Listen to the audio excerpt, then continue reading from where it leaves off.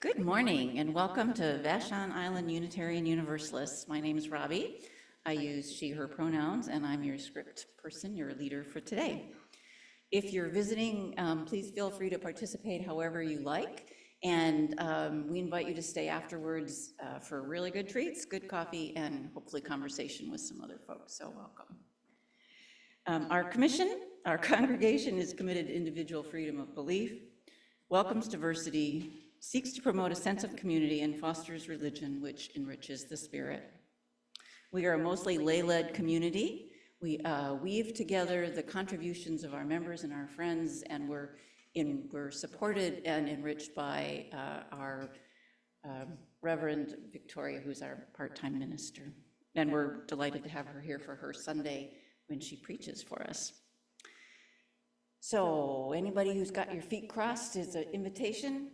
It's like to uncross, sit, put your shoulders back, put your head up, and take a couple of deep breaths together.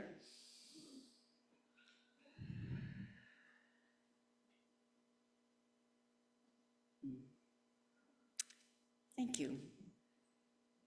So now we can bring our spirits together to relax into this wonderful sense of community.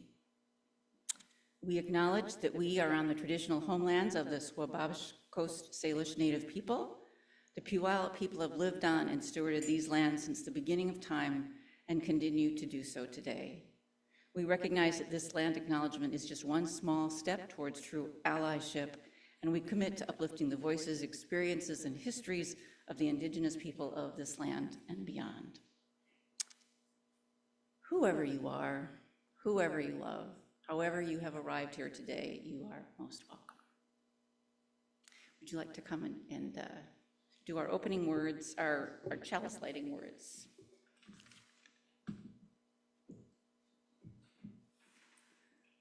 Thank you. We'll light the chalice with these words by Joan Javier Duval, entitled Lay It Down.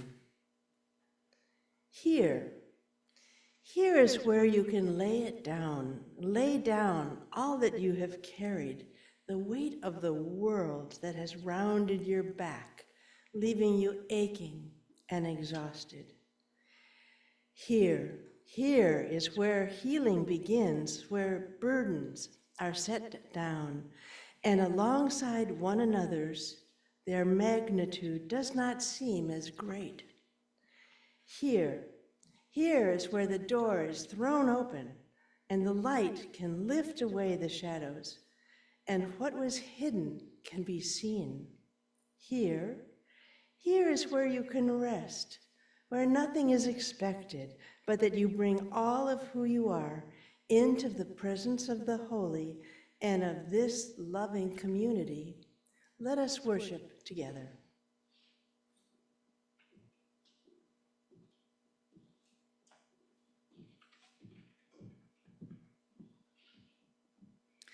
I'm Reverend Victoria. I use she, her pronouns. Today I'm wearing my rainbow stole to represent the many voices, the many parts, the pieces that go into creating who we are as a community, and that each one is necessary in this rainbow. Our opening words are by Reverend Julian Jamaica Soto from their book, Spilling the Light. This is called Snowflakes, a Guide. How do we spring back into shape after a long week, an election season that drags, a broken heart that's still not healed, raw but beating? No duct tape will cover those cracks. No glue will mend the gap. Some people think they can shame you by calling you a snowflake. What they don't know is this.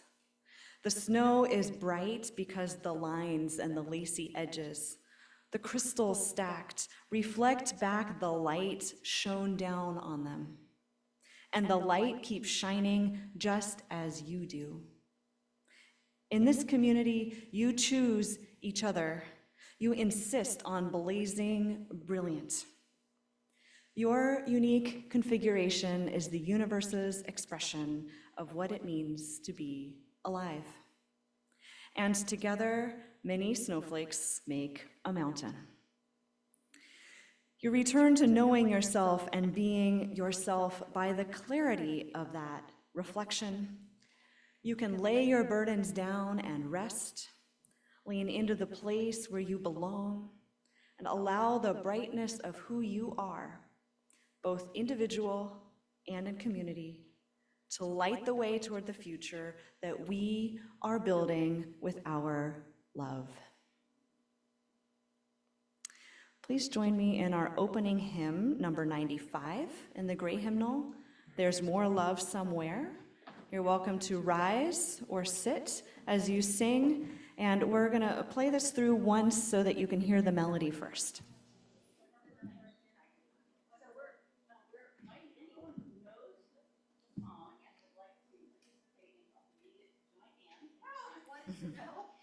So at 95, if you'd like to come forward, if you know this one, and stand with Anne and myself, you're welcome to. And I will play it 1 through verse. Yes.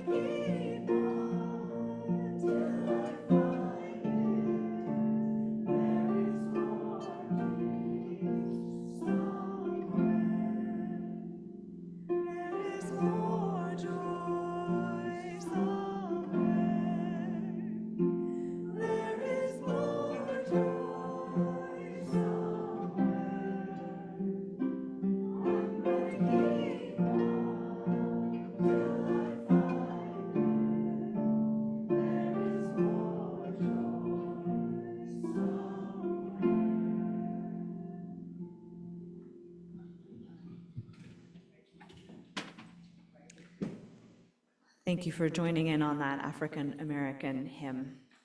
It's a good one for our times. Our reading this morning is by author and speaker Anne Lamott.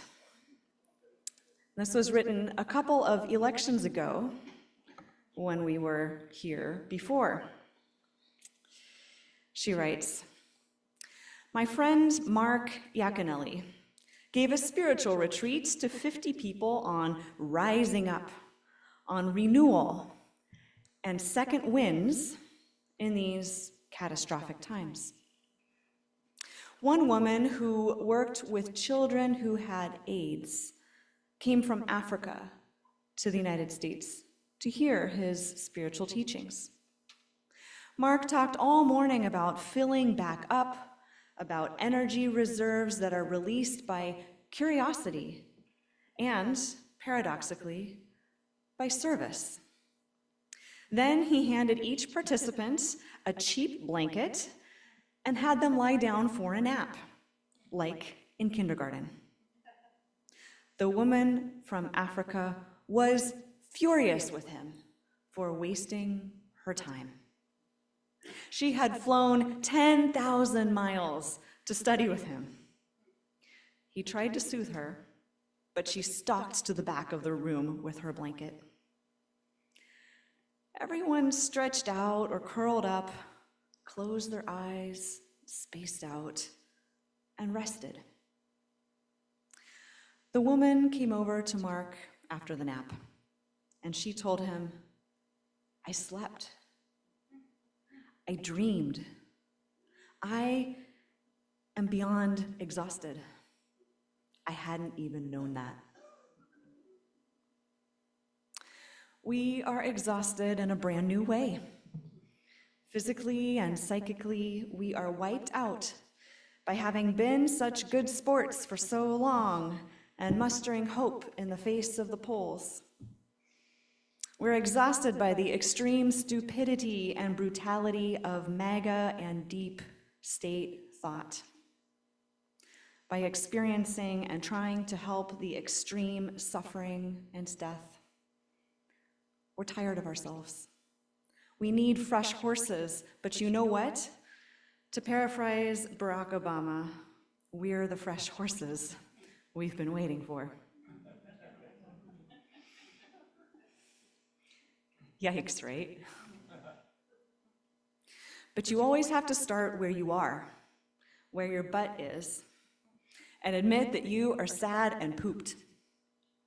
I wish I could give everyone a cheap blanket to curl up with today, but most of you have little children or sick parents, are sick yourself, caring for someone, you have deadlines to take care of. It doesn't really help to remind people that this too shall pass, but it will, and in the meantime, there are things you can do and things you cannot do. The wisdom of Anne Lamott. Let's listen to some music.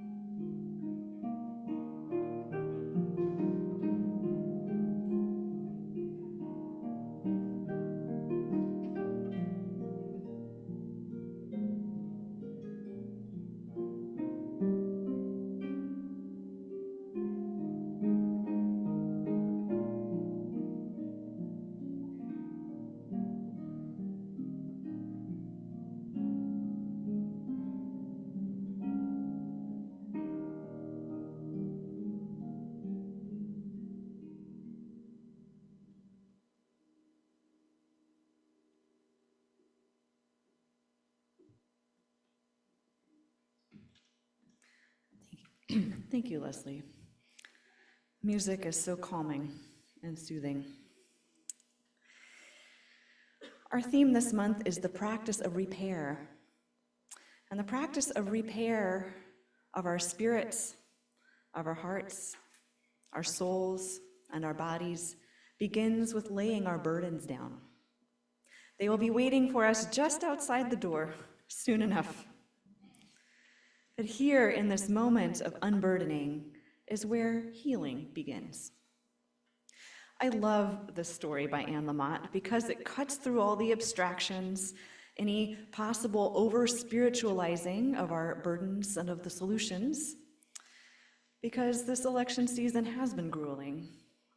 And now the result that many of us had feared has come to pass. And the work and the mission of love and of creating a beloved community is still before us, as it always is. My mentor, the Reverend Tracy Springberry, once remarked that love is faith in having relationships where conflict across differences can happen, and we stay in relationship. Those who are following extreme ideas don't believe this is possible, that these kinds of loving relationships are possible. And some people may not be able to do that. Some people might not be able to have those kinds of relationships. So how do we deal with people who are in that situation? So let's be honest, as Anne Lamott is honest. We're in that situation, and many of us are feeling pooped and sad and frustrated, angry, disgusted, and afraid, because we are dealing with people who are following and speaking and sharing extreme ideas, many of which are not true. People who don't believe that we can come together across difference. There are, of course, also reasons to be glad. Many of us can allow ourselves to be glad and encouraged that many people are also working for a better world together, and that many people are with us. There are reasons to have hope, because we know how to keep creating hope here together. And one way we do that is to celebrate. It's Sunday, and we're here. No matter what has happened, no matter what suffering we anticipate, we love and we care about each other, and there are some good snacks, and there are going to be people to smile at you, and if you want a hug and you ask for one, we'll give you a nice consensual hug. One of the ways that we give each other hope is to practice repairing ourselves and our community so that we can go out into the wider world and do the same. In Anne's story, the woman travels halfway around the world to learn a practice of repair, only to be invited to sleep, to lie down and curl up on her blanket and take a nap in a room full of other people who are napping. She's invited to engage in the sacred and holy practice of rest. Because rest, as you all know, is the body's natural way of getting our big ideas and intentions and things that we insist we are going to do out of the way so that the body can repair. Your body's very active while you're sleeping. While you're out, your immune system goes to work, your dream maker goes to work, your digestion and your circulation and breathing keep on keeping on, and if you're lucky, you wake up rested, some nights more than others. This week, with all that was going on, and to deal with my own feelings, which this week were some numbness and disconnection, I needed to practice what I was going to preach. So after putting together the elements of service, I lay down to practice repair by taking a nap. Now, I meant to set my timer for 20 minutes because I'm a good 20-minute napper. I learned this skill. This is an important skill in grad school. But I woke up an hour and a half later, just in time for lunch. I felt embarrassed and a little bit groggy, and I felt guilty for resting instead of typing away at my keyboard, writing the sermon for today. But here's the thing, I needed that rest. This was the day before the election, and I needed that rest the day after the election, and yesterday, and this afternoon. I'm needing to restore and refresh my spirits, and maybe you are too. And I recognize that I have some privilege and the flexibility to be able to do that, to shift my schedule and work in the evening on my sermon so I can take my nap in the middle of the day. Do you ever feel guilty about resting? Oh, I see some hands. Even when you really need to, right? There's a kind of relentlessness to productivity culture that is one of the ways that white supremacy is expressed in our country, where our bodies are valued primarily as labor rather than for our whole selves, that we are worthy and that we have dignity, even if we are just here breathing. So one of the ways that we can resist and support each other as a spiritual community is to help each other be okay with taking some rest, to give permission. Because you might not even know how exhausted you are, and you might not even know how much a 20-minute nap will lift your spirits, how much it will restore your curiosity and your capacity to approach your day and the people who come to you with openness and compassion. If only you could just take a nap. Napping is holy. Napping can restore your heart and your spirits and your body. This nap can help you lay your burden down. When you nap, you allow the repairs to happen without your control. Imagine that. Without your intention, without anything but being. So we might as well rest first. But what if you can't rest? And if your heart and your head and your body wrestle with the suffering and worry, and if your reality includes sleepless nights and full to the brim days? In such times, we need special places to go to practice repair with others, where you can join with those in need and assist one another in laying those burdens down. Where you can go to feel what you can't allow yourself to feel on your own because you're carrying too much and you have to keep going. Anyone here ever feel like you can't set your burden down, or you can't cry because you have to just keep carrying that load? Yeah. There's a place in Jerusalem, a famous place where people of not just one faith, but many faiths can go to lament. This place is called the Wailing Wall. In this place, people come to write their hopes and their prayers and their cries for relief on small pieces of paper, to press them into the chinks between the bricks of the wall, and to weep in the company of others. And in temples, in synagogues, in churches, and Zen centers, and even Unitarian Universalist congregations, you can find spaces created for this purpose, to lament together, where witnessing another's grief can open up your own sorrow, open you up to your own feelings, to shed those tears together of sorrow, but also the tears of joy and of relief and of gratitude. Last fall, I was fortunate to have the opportunity to visit a synagogue in Bellevue, where there was a small replica of the Wailing Wall. In the foyer outside of the sanctuary, in a section of exposed cinder block wall, the vertical mortar between the bricks had been deliberately left out so as to create gaps between the bricks. There was a small table that held pencils and small slips of paper.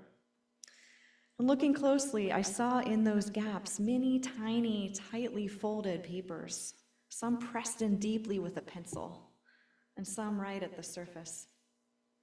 Looking at this wall, I felt so tender in my heart, and I felt this sense of depth, of connection that reached back millennia and across a continent and an ocean to the city that is holy to Muslims, to Jewish people, and to Christians. It was as if in creating a space where people could lay down those burdens, there was a door thrown open to a long human line of joys and of sorrows.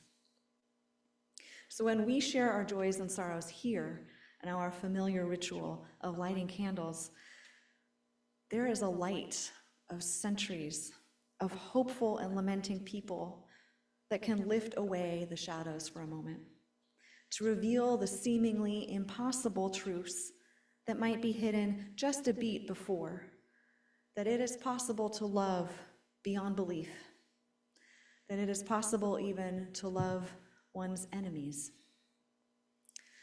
that it is possible and necessary to continue to dream of a better world. And when I say loving our enemies, one way we do that is by creating boundaries so that we can stop behaviors that cause harm.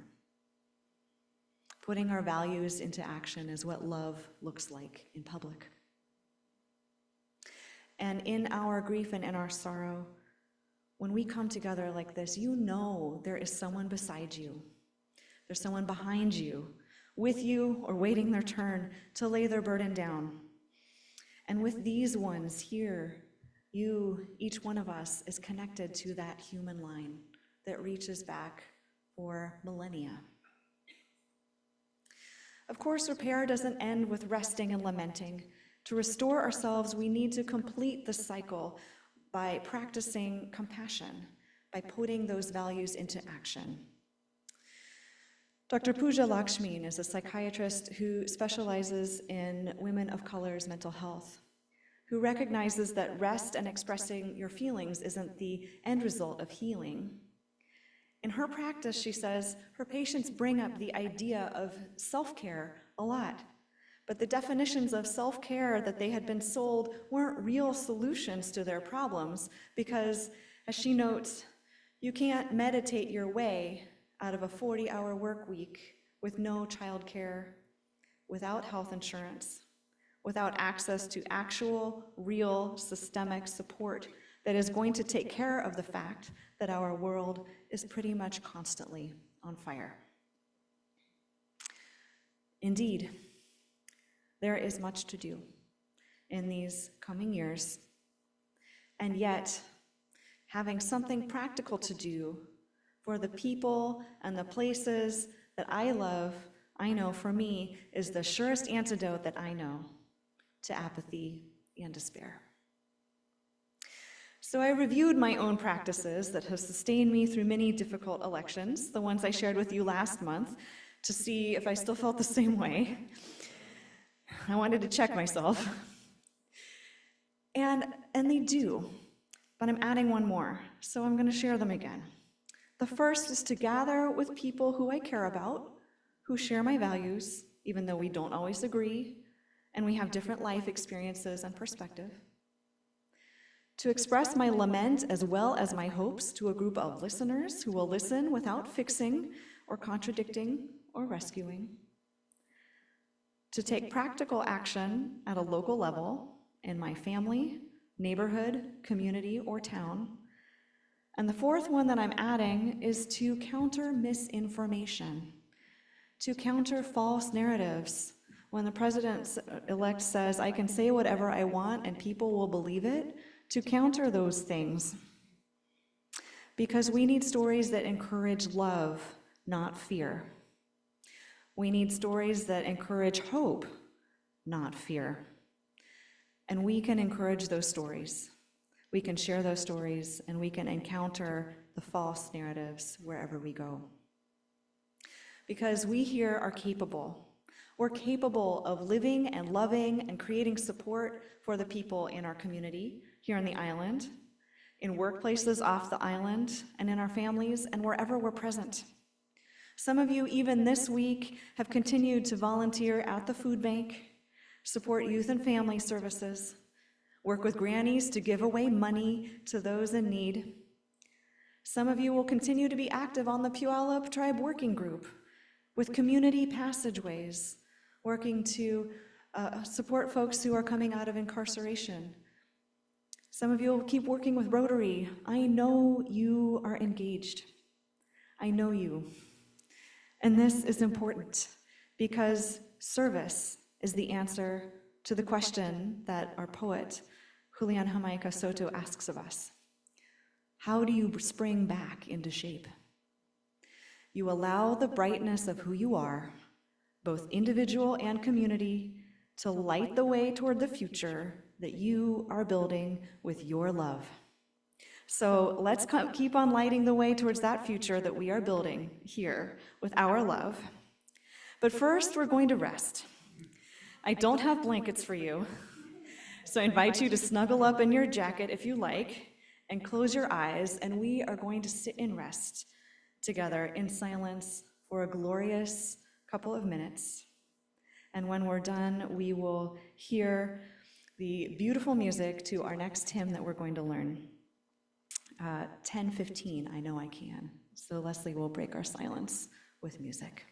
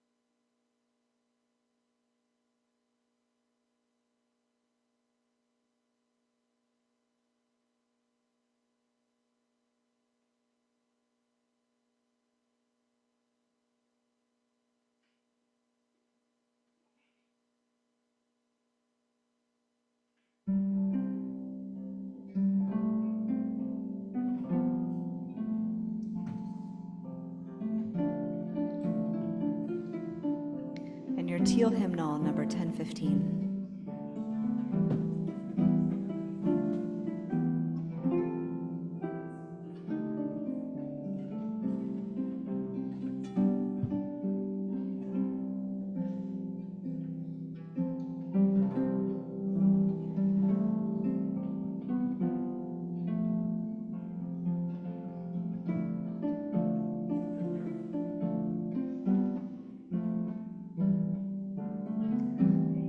Please rise in body or spirit. This is number 1015.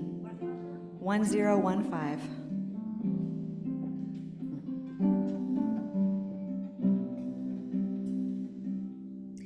Though days be dark with storms and burdens weigh my heart, though troubles wait with every turn, oh, I know, I can go on. Though sorrow heals my soul and burdens make me strong, though troubles wait at every turn, oh, I know I can go on. My sister in my heart, my brother in my song, though troubles wait at every turn, oh, I know I can go on. And though the journey is long, the destination is near, the troubles wait at every turn, oh, I know I can go on. So brothers, take my hand, and sisters, sing my song. The troubles wait at every turn, oh, I know I can go on. When hope awaits at every turn, oh, I know we can go on.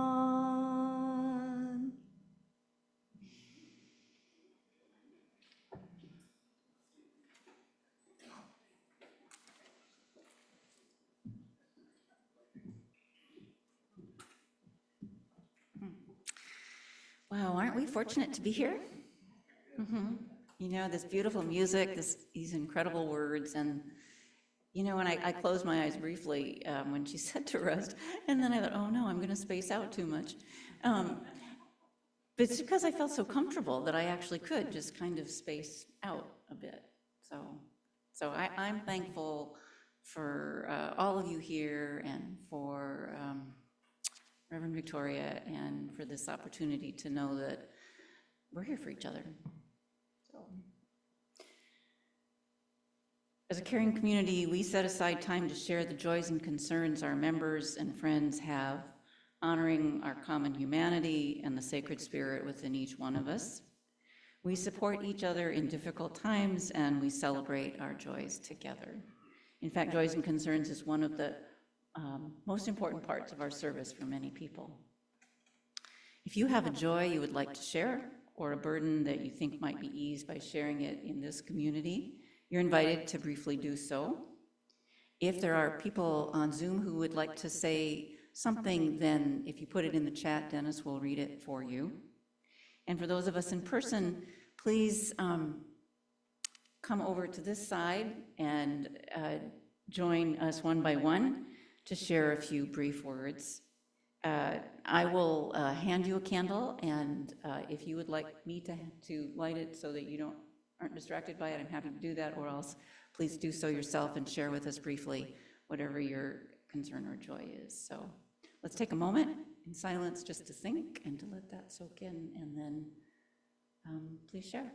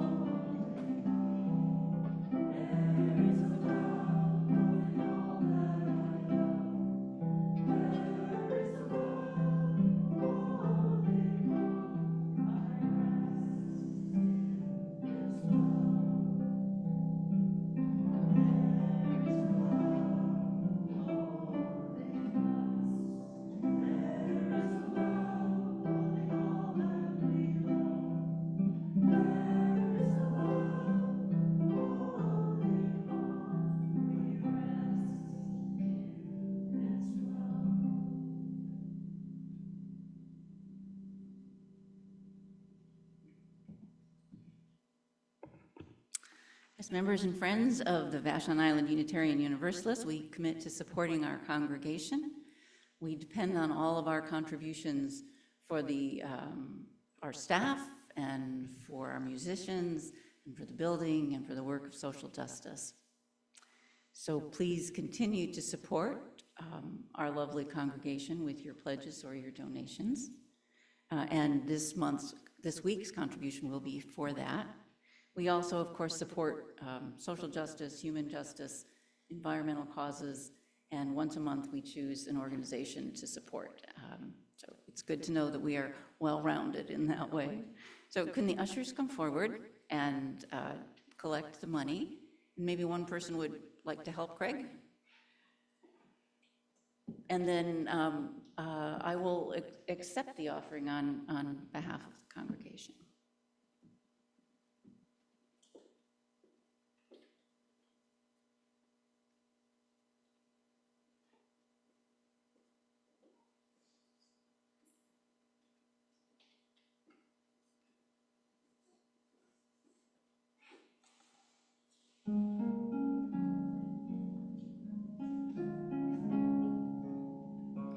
We give thanks for this precious day. We're all gathered here, and those far away, for the time we share with love and care. Oh, we give thanks for this precious day. We give thanks for this precious day.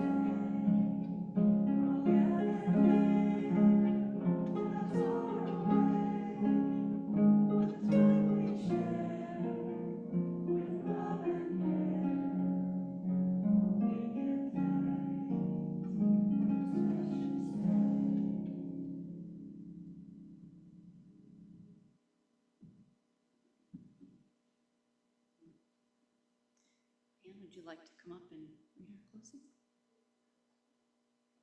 And then there were the closing words.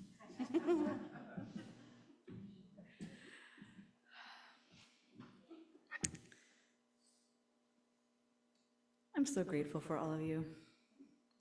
This is a precious day. It's a day we've been given and a day that we can respond to with all that's in us. Our closing words are from Lifting Our Voices by Simon Ortiz. That dream shall have a name after all, and it will not be vengeful, but wealthy with love and compassion and knowledge, and it will rise in this heart, which is our America. Anne, would you extinguish our chalice?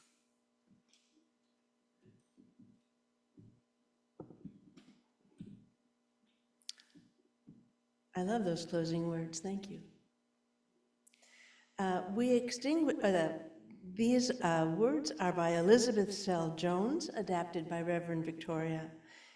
We extinguish the flame, but not the light of truth, the warmth of community, the fire of commitment, or the power of transformation.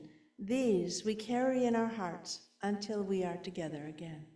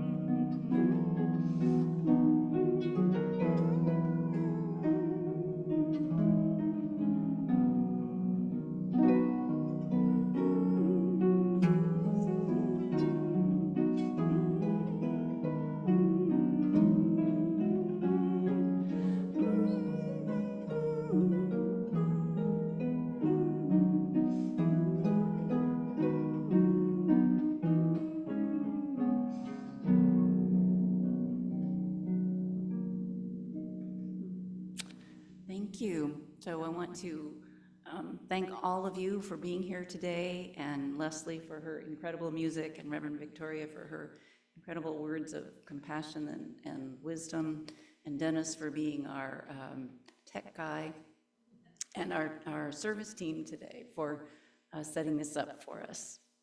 So now is the time where we do announcements so that are related to the IUU, and I invite people who have an announcement to come up and share it.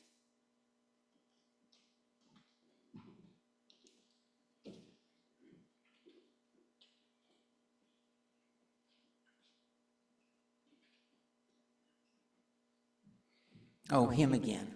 I have to throw myself down. And I have been announcing a circle dinner at my home on December 7th.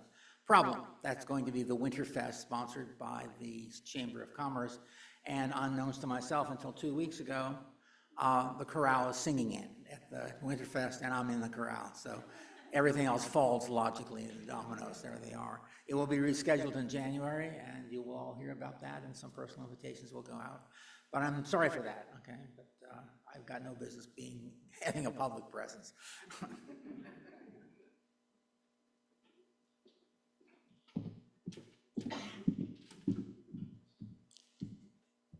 Hello, my name's Gay, and I was really torn between whether I should share this in the joys and concerns or whether I should share it in the announcements.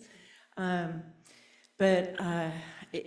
that's going to be happening this coming Thursday night is there's going to be a poetry reading that's going to be related to our service next week with Bianca Perla. And the poetry reading is going to be from this incredible book that's called I Sing the Salmon Home, Poems of Washington State. And it's quite wonderful. And it's going to be at the Land Trust. It's totally free. It's sponsored by the Vashon Nature Center. And some of the poems will be read at the service next week as well.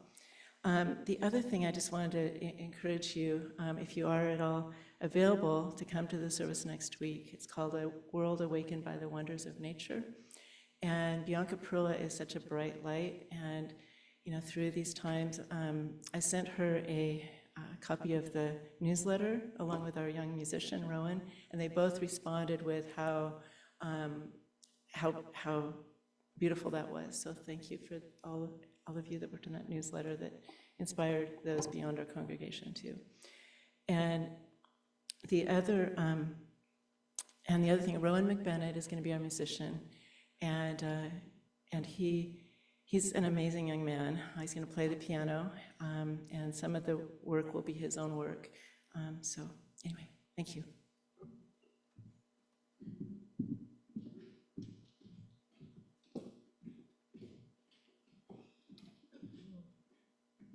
Hi, I'm Mary, and it's always a good time to talk about our summer retreat. And one of the things, you know, some of us have gone for years, some of us have only gone a couple of times, some of us haven't gone at all, but we were thinking that it might be a good idea to ask you what is important to you in a retreat. And one of the things, as I saw that we wrote summer retreat, I thought, well, does it have to be a summer retreat? So that could be something you might want to ask yourself, but we have a survey that we'd love you to fill out, and on the back of the survey, so there's questions to get you thinking about it, and then on the back is kind of a what's important to you kind of thing. We'll dig up some pencils, and I'll pass it out today, and I hope you can, maybe we'll be able to put up some tables for people to sit at to fill this out, and I hope you can do it today. If not, take it home, and then when you're done with it, it really should be into the board, the VIUU board, before Thursday. So either drop it by my house, I'm in the directory, or I'd be happy to come to your house and pick it up. So, but really, do it today. Anyway, that's what I have, and I will pass these out.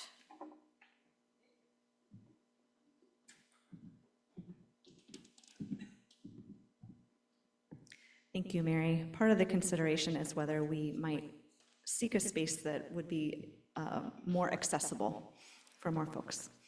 My announcement is that this Thursday, there are happenings here in Lewis Hall.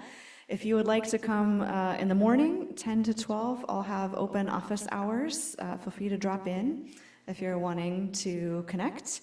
And then in the evening, we have our Friendsgiving potluck. Yay! So please be thinking about your potluck dish, whether you're going to bring a hot dish or a salad or a dessert. Not everyone bring dessert, right? Because we need some real food. So Friendsgiving potluck, which is, I think it's 5 to 7. Does someone have that in front of them in their e-news on the phone? 5 to 7, come at 5, and if we're not ready, then you can help set up. So please come.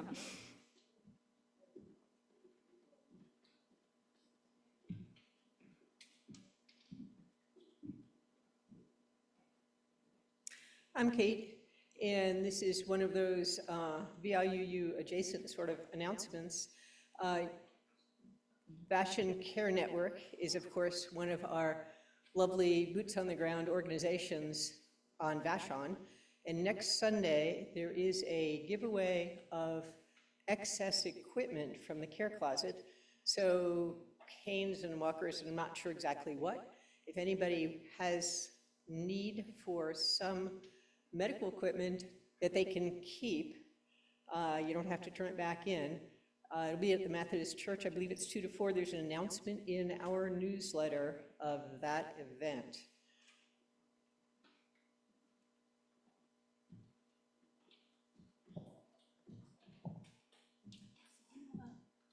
Okay, we already did it, right? We did it, yeah. So thank you all for coming. As usual, there's great stuff over there, and go help yourselves. And before that, let's all sing Go Now in Peace.